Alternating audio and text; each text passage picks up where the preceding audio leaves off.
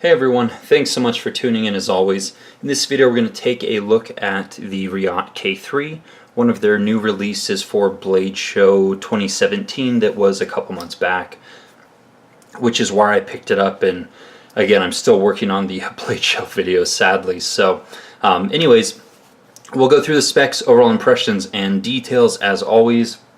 For the specs, we'll bring in a couple size comparisons, like the Spyderco Paramilitary 2, and then a standardized monetary note in a denomination that everyone should have access to. Okay, so spec-wise, blade length of about 3.875, handle length of about 4.875, overall 8.75. The handle thickness is 0.53 inches. It does weigh in at 5.61 ounces on my scale, and the handle width at the widest portion is about 1.6 here, down to about 1.25. So that's how it will potentially fit in your pocket. Titanium frame and lock flipper. Blade steel is CTS 204P, and it does have carbon fiber inserts here, or inlays, on the handle. There are quite a few different variants of this knife, some with Damasteel, some with Mokutai inlays. There's just a ton of different variations.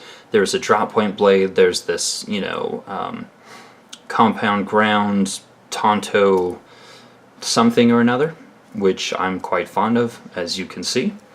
And ceramic bearing, ceramic detent, 6AL4V titanium, as they import all their titanium.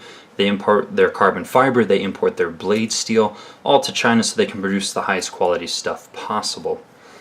Let's see here. So we do have a flat ground kind of tip or forward half of the blade, and a hollow ground rear portion of the blade.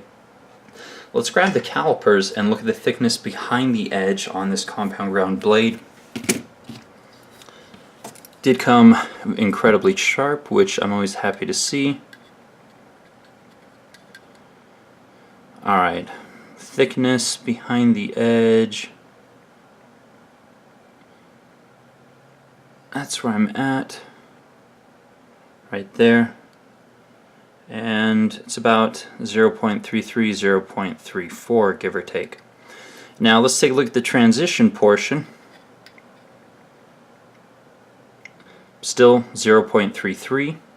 And then the thickness at the hollow ground portion is about 0.23.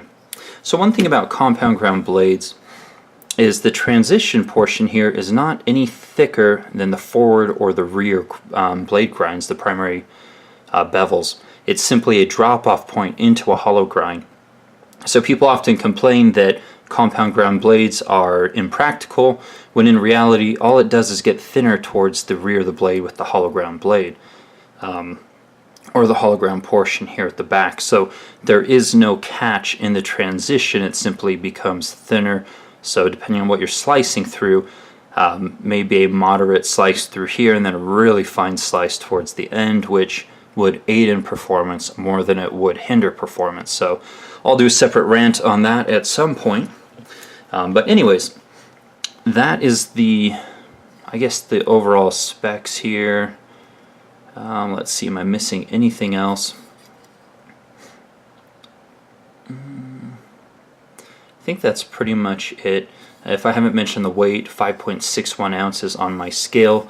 Very well balanced, very ergonomic in the hand, thanks to, well, a number of things, but primarily this kind of upswept portion of the back of the blade with the jimping just gives a very controlled type of feel to it, and very comfortable in the hand, so no hot spots. Flipping action is exceptional. I do quite like the geometry here on the flipper tab, plus the jimping makes it very, very easy to use. This thing's smooth as can be. Rock solid lockup. Centering is perfect. Lockup is at the actual stainless steel insert, probably about 20%. So, alright, overall impressions. Again, I haven't had a problem with any Reate knives thus far. I mean, they've all been perfect, no issues. This one did have a small void on the carbon fiber that could have occurred at any point during the machining, well, during the inlay process, or some other time, could have happened in shipping. I won't really count that against the knife. So every Reate I've had has been, you know, perfect from a fit and finish standpoint. If you like the design, you'll definitely like this knife. You know, if you like larger knives, obviously at 8.75, just shy of 9 inches, it's a big knife. Carries fairly well in the pocket, and again, pretty good ergos. Very smooth, very fun to flip. So those are my overall impressions.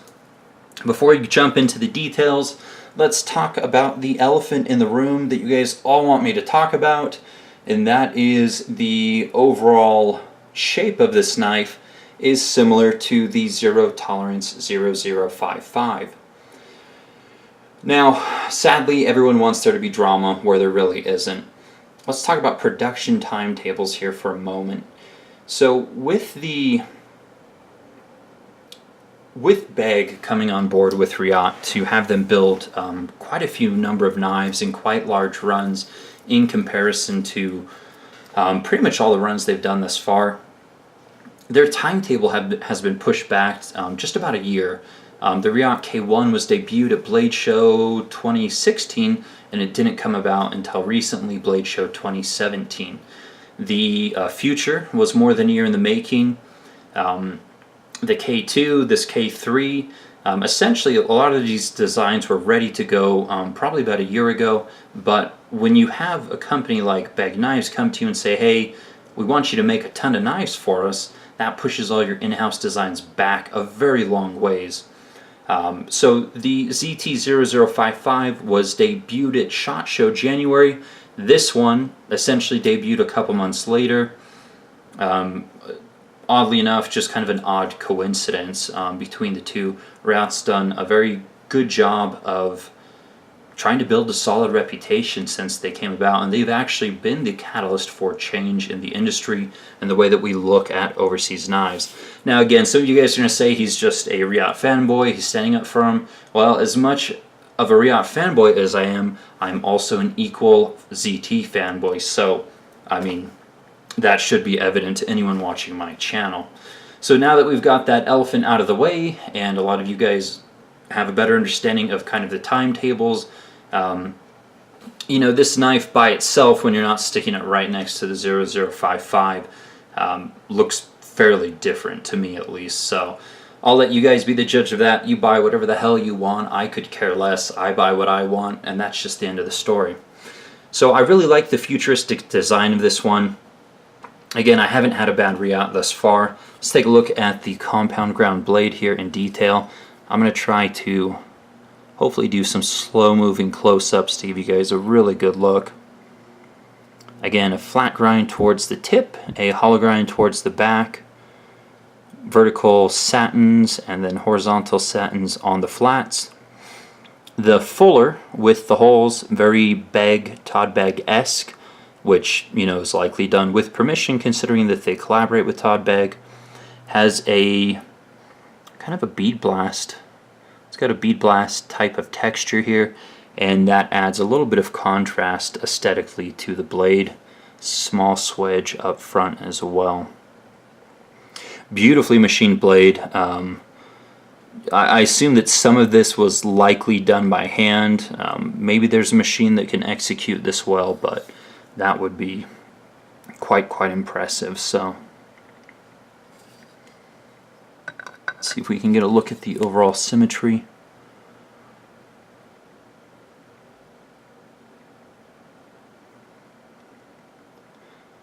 It's spot on as far as I've been able to tell, and I've looked this thing over quite a bit.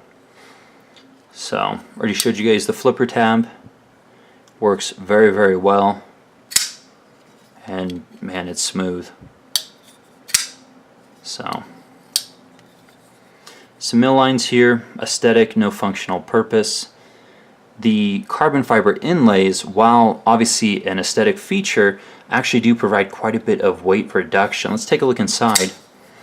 So there is a good degree of skeletonizing on the lock bar side. They've removed quite a bit of material, as much as they could. Now on the show side, you won't see any internal skeletonizing because it was all done here on the outside, and then they put this lightweight carbon fiber in there. So obviously they can't mill from the inside because, you know, they go right through and hit the carbon fiber. Some additional mill work. A very cool back spacer. Has the same kind of bead blasted look that the Fuller does on the blade here. So some very nice tie-ins. Gear pattern provides a little bit of traction.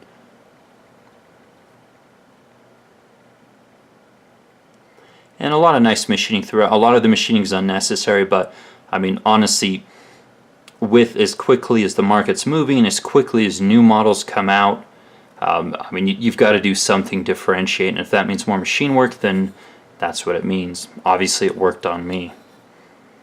Lanyard hole.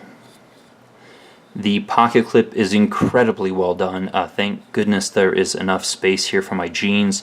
I've been harping on that quite a bit since my heart was broken by the Fox Knives Desert Fox, a knife that I've coveted for years, which lacks adequate spacing in the pocket clip. So this one works really well in jeans. And then, you know, again, it's the bag style clip done by permission. They don't have that, you know, licensed or trademarked, but it is common courtesy in the industry to ask to be able to use that feature, which most companies have done with the bags up to this point. So it's just such a really good design. It works so well.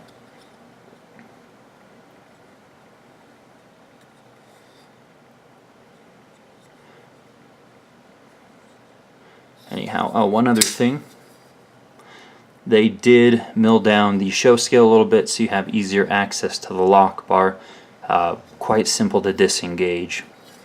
But again, ergos are on point, flipping action's on point. I like the futuristic design.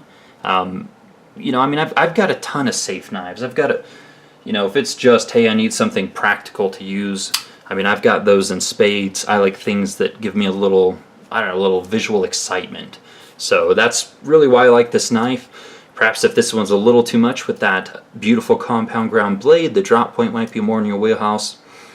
Anyways, moral of the story is if you like the design, you'll like the knife. That's really what it comes down to. So thanks so much for watching, guys. Hopefully you enjoyed taking a look at this video with me. And as always, more videos to come.